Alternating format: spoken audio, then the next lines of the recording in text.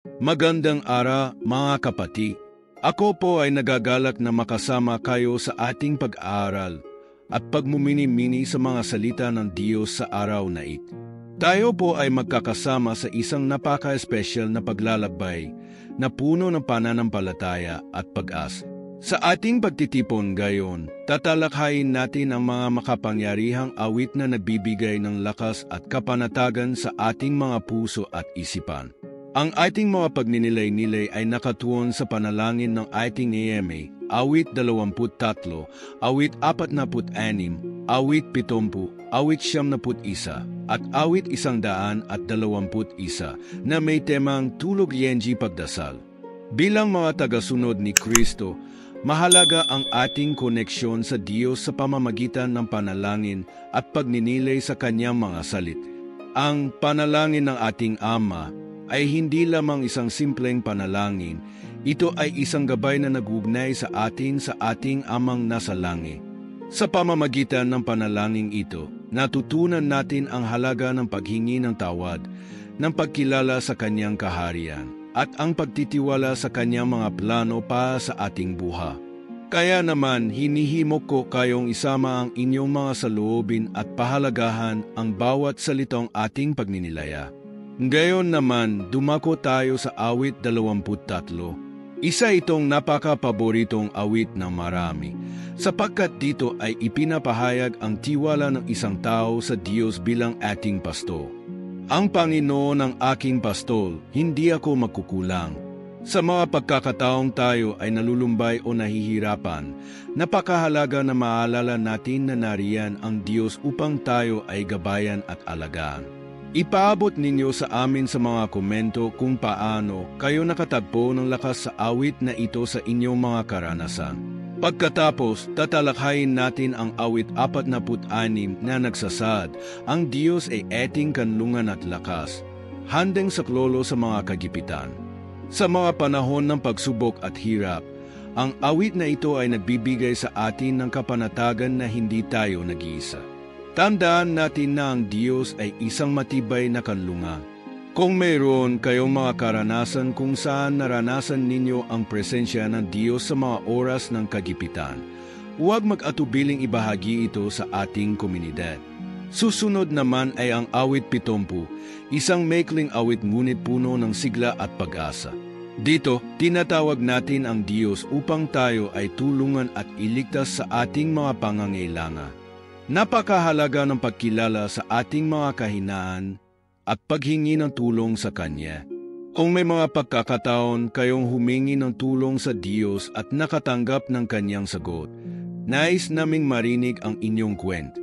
Pagkatapos ay tatalakhayin natin ang awit 71 na puno ng mga pangako ng Diyos sa atin. Siyang tumatahan sa lihim na dako ng kataas-taasan ay mananatili sa lilim na makapangyarihan. Ang awit na ito ay nagsisilbing paalala na anuman ang mangyari, nariyan ang Diyos upang tayo ay protektahan. Kung may mga pagkakataon kayong naranasan ang Kanyang proteksyon, maaari ninyong ipahayag ang inyong karanasan sa mga comment. At sa wakas, pag-usapan natin ang awit 121 na naglalaman ng mga mensahe ng pag-asa at pananampalataya.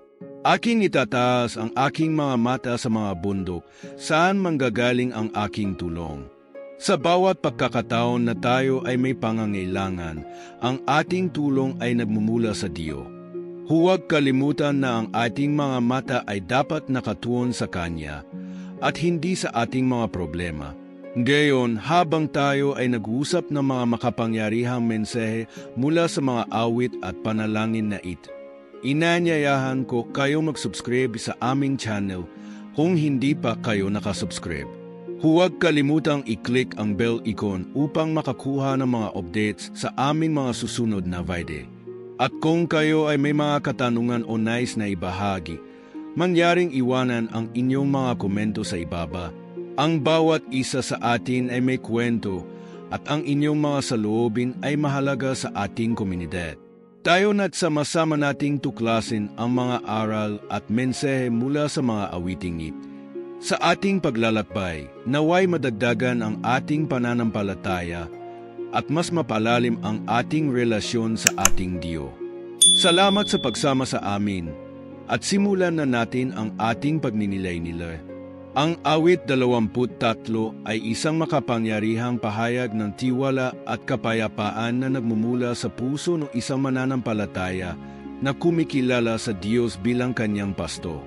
Sa mga salitang, ang Panginoon ang aking pastol, hindi ako mangangailangan, agad nating natutunghayan ang diwa ng pagtitiwala na nagumapaw sa mga salitang ito. Sa bawat talutod, isinasalaysay ang mga pangako ng Diyos na nagbibigay ng katiyakan at kapayapaan. Kahit sa gitna ng mga pagsubok at hirap na nararanasan ng ang salin ng mga pastulan ng sariwang damo at tubig ng pahingahan ay naglalarawan ng isang buhay na puno ng kasaganaan at kapayapaan. Sa mundong puno ng kaguluhan at pangamba, ang pangako ng Diyos na tayo ay kanyang pangangalagaan ay nagiging isang kanlunga. Isang paalala sa atin na sa Kanya, mayroong kalmado sa gitna ng bagyo. Sa mga oras ng pag-aalala, ang ating panalangin ay nagiging tulay upang may pahayag ang ating mga takot at pangangailangan. At sa bawat pagdulog natin sa Kanya, natututuhan nating bitawan ang ating mga alalahanin at yakapin ang Kanyang kapayapaan. Kapag sinasalamin natin ang ating mga karanasan sa buhay, madalas tayong nahaharap sa mga sitwasyon na tila hindi natin kayang lapasan. Ang awit 23 ay nagsisilbing liwanag na nagsasabi sa atin na hindi tayo nag-iisa. Ang Diyos ay nariyan, hindi lamang bilang tagapangalaga, kundi bilang aktibong kasangkot sa ating mga buhay. Ang mga pagsubok na ating hinaharap ay hindi hadlang sa kanyang pagmamahal. Sa halip, ito ay mga pagkakataon upang mas lalo tayong lumapit sa Kanya. Ang bawat valley of the shadow of death ay nagsisilbing paalala na kahit sa pinakamadilim na bahagi ng ating paglalakbay, ang Diyos ay kasama natin. Ang Kanyang pamumuno at gabay ay nagbibigay lakas sa atin upang mapatuloy. Ang mga salitang, hinding-hindi ako matatakot, ay tila isang matibay na deklarasyon ng pananampalataya. Sa isang mundo na puno ng takot at pagkabalisa, ang ating tiwala sa Diyos ay nagiging batayan ng ating lakas.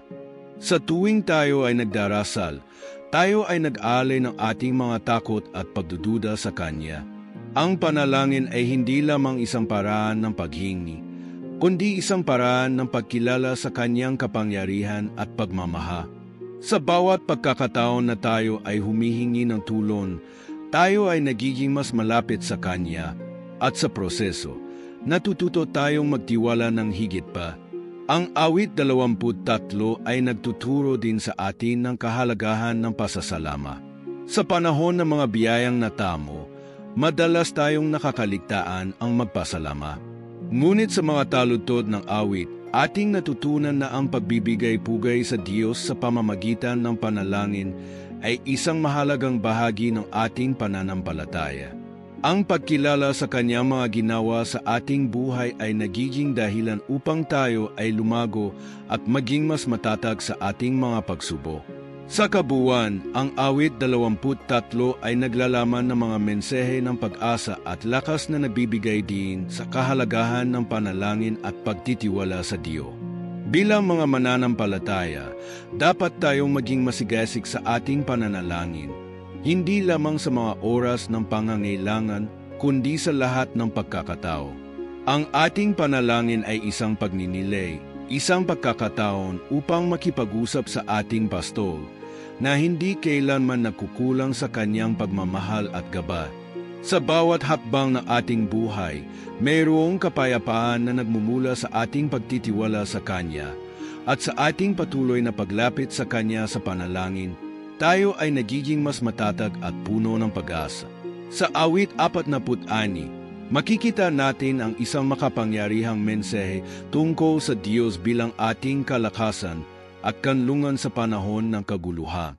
Ang mga salitang Diyos ay ating kanlungan at lakas, isang tulong na lubos na natagpuan sa oras ng kaguluhan, ay nagpapaalala sa atin na sa bawat pagsubok at krisis na ating pinagdaraanan, mayroon tayong matibay na sandalan. Sa mga pagkakataong ang mundo ay puno ng takot at kawalang katiyakan, ang ating pananampalataya sa Diyos ang nagbibigay ng liwanag at pag-asa. Madalas, ang buhay ay puno ng mga pagsubok na tila hindi natin kayang harapin. Sa mga panahon ng kaguluhan, ang ating mga puso ay naguguluhan at ang ating isipan ay puno ng mga tanong. Ngunit sa awit 46, itinuturo sa atin na ang Diyos ay narito upang tayo ay bigyang laka. Ang kanyang presensya ay isang kalasag na nagpoprotekta sa atin mula sa mga pag-atek ng takot at pagkabalisa. Ang pagtitiwala sa Kanya ay hindi lamang isang simpleng desisyon, kundi isang aktibong pagkilos ng paglapit sa Kanya sa pamamagitan ng panalangin. Ang panalangin ay isang mahalagang bahagi ng ating relasyon sa Diyos. Ito ang ating paraan upang kumonekta sa Kanya, upang ipahayag ang ating mga takot, pagdududa at pag-asa. Sa bawat dasal na ating itinataguyod, tayo ay nagiging mas malapit sa Kanya at natututo tayong magtiwala sa Kanyang mga pangak. Sa awit 46, ang mensahe ng pagdarasal ay malinaw at nakakatulong. Sinasabi sa atin na sa kabila ng mga pagbabago at kaguluhan sa paligid, ang Diyos ay laging nandiyan upang suportahan at gabayan tayo. Sa mga pagkakataong ang ating mga puso ay naguguluhan, ang Diyos ay nag-aanyaya sa atin na lumapit sa Kanya.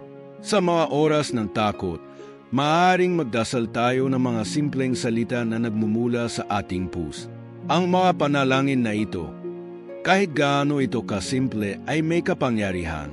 Sa mga salin ng awit 46, makikita natin na hindi lamang tayo hinihimok na magdasal, kundi pinapaalalahanan din tayo na ang Diyos ay isang matatag na kanlunga. Sa Kanya, tayo ay ligtas at hindi nag-isa. Ang pagtitiwala sa Diyos ay hindi nangangahulugan na hindi natin mararanasan ang hirap at sakit. Sa halip, ito ay pagtanggap sa katotohanan na sa mga pagsubok, ang Diyos ang ating kasama. Ang Kanyang lakas ay nagiging ating lakas at sa bawat pagkakataon na tayo ay nagdarasal, tayo ay nagiging mas matata.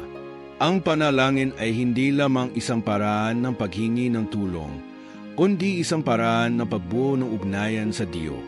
Sa bawat pagkakataon na tayo ay lumalapit sa Kanya, tayo ay lumalakas sa ating pananampalataya. Ang awit 46 ay nagbibigay din sa atin ng paalala tungkol sa ating pakikibaka laban sa mga hamon ng buhay. Minsan, ang mga problema ay tila napakalaki at hindi natin alam kung paano ito haharapin. Ngunit sa kabila ng lahat, ang Diyos ay nagsasabi sa atin na, "Tumigil kayo at kilalanin na ako ang Diyos." Sa mga pagkakataong ito, hinihimok tayo na itigil ang ating mga alalahanin at ipagkatiwala ang lahat sa Kanya. Ang tunay na kapayapaan ay nagmumula sa pagtanggap na ang Diyos ay may kontrol sa lahat ng bagay. Sa mga panahon ng kaguluhan, ang ating panalangin ay dapat na maging isang panawagan sa Kanya para sa tulong at gabay.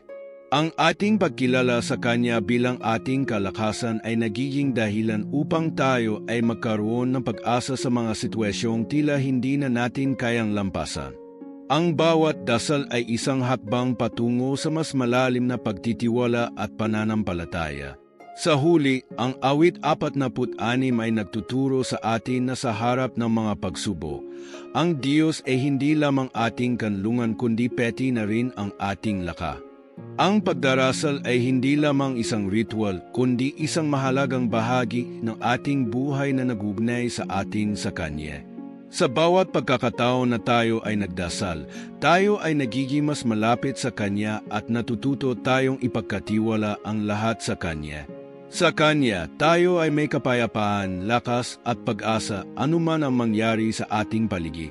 Ang awit 71 ay isang makapangyarihang pahayag ng seguridad at pagtatanggol mula sa ating Diyos. Sa panahon ng mga pagsubok at panganib, napakahalaga ng ating pagtitiwala sa Kanya. Ang pagkilala na tayo ay nasa ilalim ng Kanyang mga pakpak ay nagbibigay sa atin ng kapayapaan at lakas na nagudyok sa atin na patuloy na manalangin at humingi ng Kanyang tulong. Sa mundong puno ng panganib at kawalang katiyakan, maraming tao ang nahaharap sa takot at pag-aalala.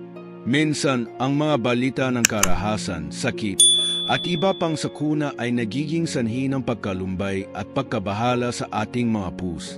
Sa kabila ng lahat ng ang awit 71 ay nagsasabi sa atin na ang ating Diyos ay nariyan para sa atin, handang magbigay ng proteksyon at seguridad. Ang mga pangako niya ay hindi nagbabago at ang kanyang pag-ibig ay hindi natatapo. Sa ating pagdarasal, tayo ay nagiging mas malapit sa Kanya at lumalakas ang ating pananalig sa Kanyang mga pangak. Ang pagsasagawa ng panalangin ay hindi lamang isang ritual, kundi isang paraan ng pakikipag-usap sa ating Diyos. Sa pagdarasal, tayo ay nagiging bukas sa Kanyang mga plano at layunin para sa ating buhay. Ang awit 71 ay nagbibigay din sa kahalagahan ng pagtitiwala sa Diyos sa lahat ng pagkakatao. Sa Kanya, hindi tayo nag-iisa. Tayo ay may isang kanlungan na nag-alok ng kapayapaan sa gitna ng uno. Ang mga talata sa awit 71 ay tila isang ligtas na kanlungan na nagsasabi sa atin na ang sinumang tumatawag sa Kanya ay hindi kailanman mapapabaya. Sa ating mga panalangin, maaaring tayong magtanong, paano ko mapapangalagaan ang aking sarili at ang aking pamilya? Ang sagot ay nasa ating pagtitiwala sa Diyos. Ang Kanyang mga pangako ay nagsisilbing gabay na nagbibigay sa atin ng lakas at katatagan. Kapag tayo ay nagdarasal, tayo ay nagiging kalahok sa Kanyang plan. Ang ating pananalig ay nagbibigay daan sa Kanya upang kumilos sa ating mga buhay. Sa bawat hakbang na ating tinatahak, ang Kanyang presensya ay nariyan upang tayo ay gabayan, kaya't hindi tayo dapat matako. Madalas na ang mga pagsubok sa buhay ay nagiging dahilan ng ating pagdudud. Ngunit sa halip na magpatalo sa takot, dapat tayong lumapit sa Diyos at humingi ng Kanyang tulong. Ang awit 71 ay nagpapaalala sa atin na ang ating Diyos ay isang matatag na kanlungan at tagapagtango. Kung tayo ay magtitiwala sa Kanya at mananalangin ng taimtim, makikita natin ang Kanyang mga kamay na naglalakad kasama natin, nagdadala ng kapayapaan sa ating mga puso. Ang ating mga panalangin ay hindi lamang para sa ating mga sarili. Dapat din tayong magdasal para sa ating mga kapatid sa pananampalataya, sa mga nangangailangan, at sa mga taong walang kakayahan na lumapit sa Diyos sa kanilang mga problema. Sa ating pagdarasal para sa iba, tayo ay nagiging kasangkapan ng Kanyang pag-ibig at aw. Ang ating mga salita ay nagiging tulay upang may parating ang Kanyang mensahe ng pag-asa at seguridad. Ang awit 71 ay isang paalala na sa kabila ng mga pagsubok at panganib, ang Diyos ay laging naririyan para sa ating. Nais niyang tayo ay maging malapit sa Kanya at ang ating mga panalangin ay nagbibigay daan para sa Kanyang pagkilos sa ating mga buhay. Habang tayo ay patuloy na nagtitiwala at humihingi ng Kanyang tulong, makakamit natin ang tunay na kapayapaan na nagmumula sa Kanya. Sa pagtatapos ng ating pagninilay-nilay sa awit 71, naway maging inspirasyon ito sa atin upang higit pang magdasal at magtiwala sa Diyos. Sa Kanya, tayo ay may katiyakang hindi tayo nag-isa at lagi tayong may kanlungan sa mga oras ng pangangailangan. Ang ating mga panalangin ay hindi lamang mga salita, kundi mga pagninilay na nagdadala ng kapayapaan, pag-asa at lakas. Gayon, tayo ay dadako sa isang panalangin. O Diyos naming makapangyarihan, aming Ama sa kalangitan, lumalapit kami sa iyong harapan na may pusong mapagpakumbaba at puno ng pasasalamat. Sa gitna ng mga pagsubok at hamon sa buhay, kami ay nagtitipon upang ipahayag ang aming mga pangangailangan at ang aming mga pagnanay. Sa awit 23, pinapangako mong kami ay magiging mga tupa sa iyong pastulan. Kayo ang aming pastol. Sa iyo kami ay walang kakulangan. Ipinagpapasalamat namin ang mga luntiang pastulan at mga tahimik na tubig na iyong inihahanda para sa amin. Sa likod ng bawat hakbang na aming ginagawa, kami ay nagtitiwala sa iyong gabay at sa iyong walang hanggang pagmamaha. O Ama, sa mga pagkakataong kami ay naliligaw ng landas, sa mga sandaling kami ay naguguluhan, naway may paalala mo sa amin ang iyong mga salit. Ang iyong mga pangako ay nagbibigay lakas sa aming mga pus. Sa awit 46, sinasabi mo na ikaw ay aming kanlungan at lakas, isang tulong sa panahon ng kagipitan. Sa mga oras ng takot at pangamba, kami ay lumalapit sa iyo, nalalaman na sa iyong mga bisig kami ay ligtas. Hindi kami matitinag kahit na ang mga bundok ay lumindol at ang mga karagatan ay bumuhos ng gali. Sa iyong presensya, kami ay may kapayapaan na hindi may paliwana. Sa mga sandaling kami ay naguguluhan sa mga desisyon, O Panginoon, tulungan mo kaming makilala ang iyong kalooban. Patnubayan mo kami sa mga tamang landas at ipakita mo sa amin ang liwanag ng iyong katotohanan. Sa awit 70, kami ay humihingi ng tulong sa iyo. Dumating ka sa aming pagsasakatuparan, sa aming mga pangarap at sa aming mga hangarin. Huwag mong hayaan na kami ay maligaw sa mga landas ng mundong ito. Sa iyo lamang kami umaasa, sapagkat ikaw ang aming kaagapay sa lahat ng aming mga laban. O Diyos, sa mga oras ng pagsubok, naway matutunan naming magtiwala sa iyo. Gaya no binanggit sa awit 71. Sa ilalim ng iyong mga pakpak, kami ay magkakaroon ng kanlunga. Ipinapangako mo sa amin na hindi kami matatakot sa mga panganib ng gabi, ni sa mga salot na dumarating sa ara. Ang iyong katapatan ay aming kalasag at aming panangga. Sa bawat hakbang namin, kami ay naliligiran ng iyong proteksyon. Sa mga pagkakataong kami ay nag-aalala, ipaalala mo sa amin na ikaw ang aming tagapagtanggol, at walang armas na nabuo laban sa amin ang magtatagumpa. Sa mga oras ng pagod at pag-aalinlangan, sa awit 121, kami ay tumitingala sa mga bundok, sa iyo kami umaasa. Ikaw ang nagbibigay ng lakas sa aming mga bisig at ng liwanag sa aming mga mata. Hindi mo kami iiwan o pababayaan. Habang kami ay naglalakbay sa landas ng buhay, tulungan mo kaming maging matatag at matibay, na may pananampalataya sa bawat hakbang na aming gagawin. Sa bawat pagsubok, naway makilala namin ang iyong mga palatandaan ng pagmamahal at pagkalinga. O Panginoon, sa mga oras ng pagdadasal at pagninilay, kami ay humihiling ng iyong kapayapaan. Sa mga pagkakataong kami ay natutulo, naway sa iyong mga bisig kami ay makatagpo ng pahinga. Sa awit 71, ipinamamanhik namin ang iyong presensya sa aming mga tahanan, sa aming mga pamilya at sa aming mga komunidad.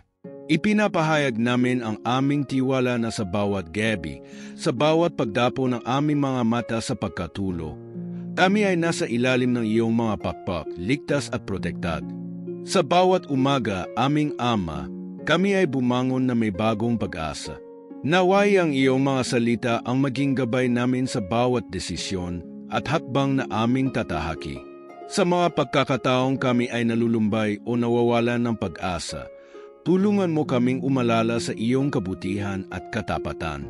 Sa mga biyayang aming natamo, sa mga pagsubok na aming nalampasan, kami ay patuloy na magpapasalamat sa iyo. O Diyos, sa aming mga puso, naway itanim mo ang diwa ng pagkakaisa at pagmamahalan. Sa bawat hakbang ng aming buhay, naway maging ilaw kami sa mundong ito. Sa mga pagkakataong ang aming mga kapatid ay naguguluhan, tulungan mo kaming maging daan patungo sa iyong liwanag at pag-asa.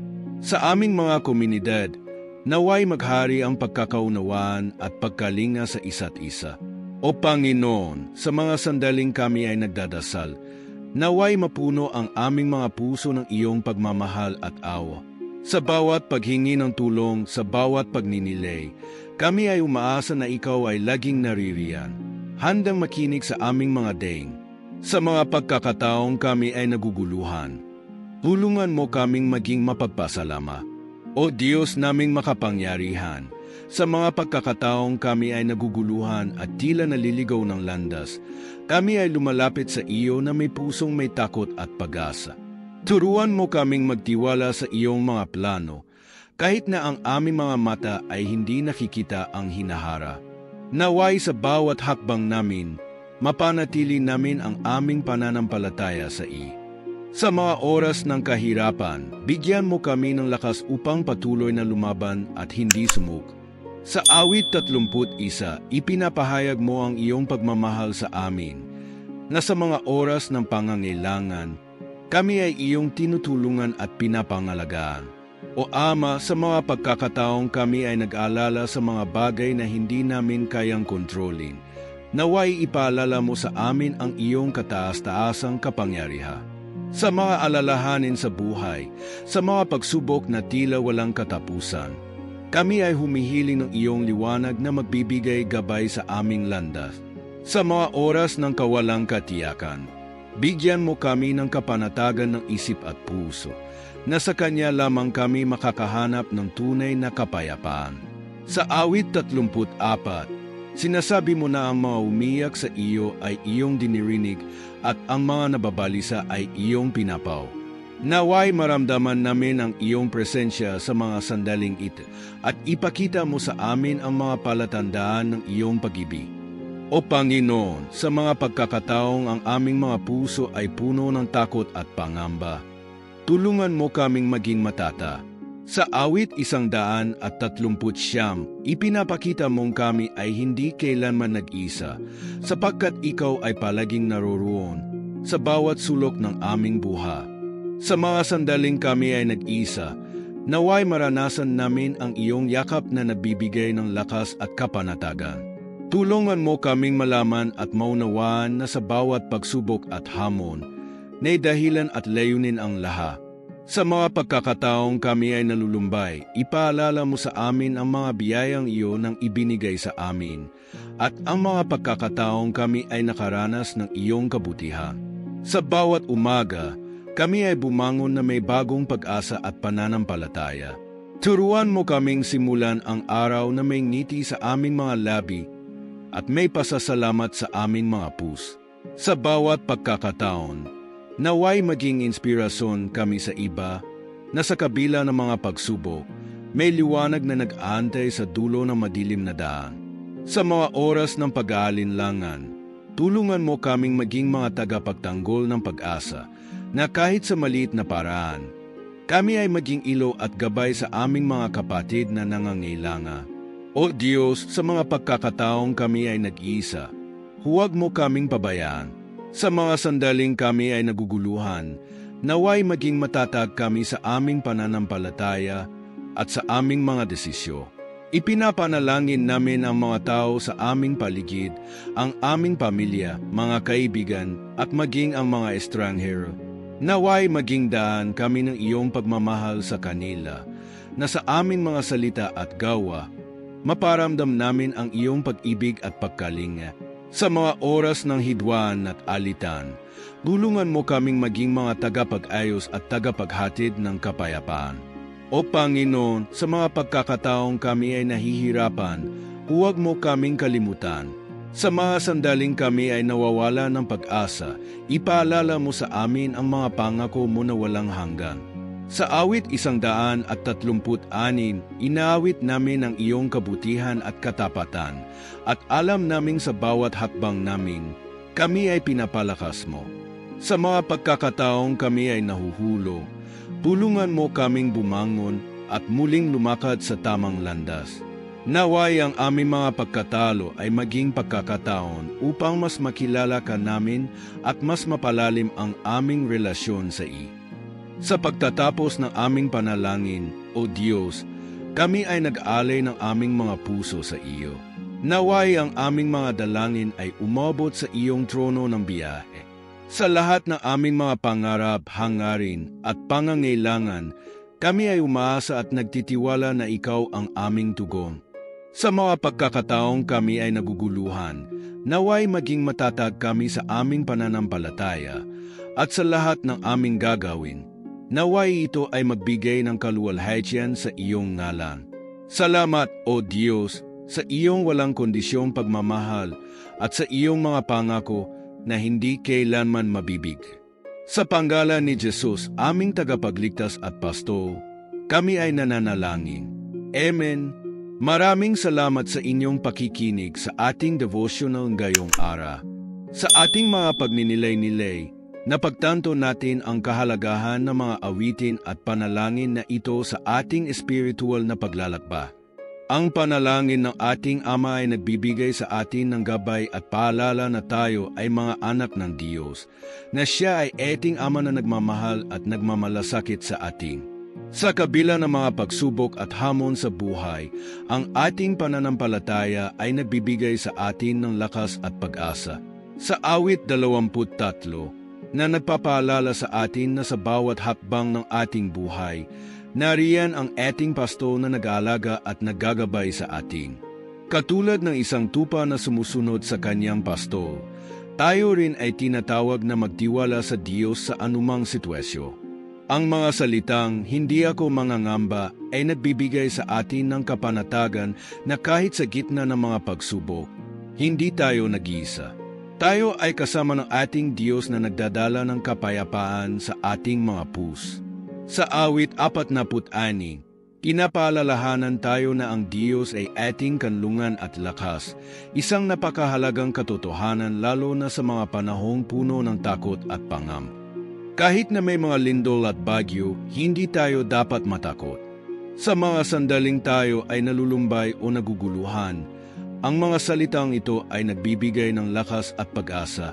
Tayo ay hinikayat na kumapit sa ating pananampalataya, na kahit ano pa man ang mangyari, ang Diyos ay laging nariyan para sa ating. Hindi rin natin dapat kalimutan ang kahalagahan ng awit 91. Ang mga pangako ng Diyos na tayo ay Kanyang poprotektahan at alagaan ay nagbibigay sa atin ng kapanataga. Sa kabila ng mga panganib na maaaring ating harapin, ang ating pagtitiwala sa Kanya ay nagbibigay ng kalakasan at seguridad. Sa bawat salita ng awit na ito, naisin ng Diyos na tayo ay maging matatag, na kahit anong bagyo ang dumaan, tayo ay Kanyang ingatan. Sa awit 121, muling pinatibay ang ating pananampalataya na ang Diyos ang ating tagapangalaga. Ang aking mga mata ay itinataas sa mga bundok. Saan manggagaling ang aking tulong? Ang aking tulong ay mula sa Panginoon, na gumawa ng langit at lupa. Isang paalala na hindi tayo nag-isa sa ating paglalakbay. Sa bawat hakbang, nariyan ang ating Diyos na handang magbigay ng tulong at gabay. Ngayon, nais kong hikayatin kayong patuloy na manalangin at magdasal. Ang pagdarasal ay hindi lamang isang ritual, kundi isang makapangyarihang paraan upang makipag-usap sa Diyos. Sa bawat pagkakataon na tayo ay nananalangin, tayo ay lumalapit sa Kanya at sa ating mga kahilingan at pasasalamat. Tayo ay lumalalim sa ating relasyon sa Kanya. Kaya naman, kung sa pagkakataong ito, may mga alalahanin kayong daladala, isuko ito sa Diyos. Hayaan ninyong ang mga salitang ito mula sa ating mga awit at panalangin ay magsilbing gabay at liwanag sa inyong landas. Huwag kalimutan na ang Diyos ay laging handang makinig sa ating. Sa bawat pag-iyak at pagtawa, sa bawat tagumpay at pagkatalo, nariyan ang ating Diyos na nagmamahal at nagmamalasaki. Bago tayo matapos, nais kong ipaalala sa inyo na ang ating komunidad ay nandito upang suportahan kay. Huwag mag-atubiling ibahagi ang inyong mga karanasan at mga testimonya. Ang bawat kwento ay mahalaga at maaaring makapagbigay ng inspirasyon sa iba. Samahan ninyo kami sa pagtulong at pag-angat sa isa't isa sa ating pananampalataya. Kung nagustuhan mo ang mensaheng gayon, huwag kalimutang i-like ang video na ito at i-share ito sa inyong mga kaibigan at pamilya. Magkomento sa ibaba kung paano kayo tinamaan ng mensahe at ano ang mga natutunan ninyo. At huwag kalimutang mag-subscribe sa aming channel upang lagi kayong updated sa mga susunod na devotion na. Nawa ang Diyos ay patuloy na magbigay sa inyo ng kapayapaan at lakas sa inyong mga puso. Hanggang sa muli, Naway patuloy tayong magdasal at manampalataya sa Kanya. God bless you all.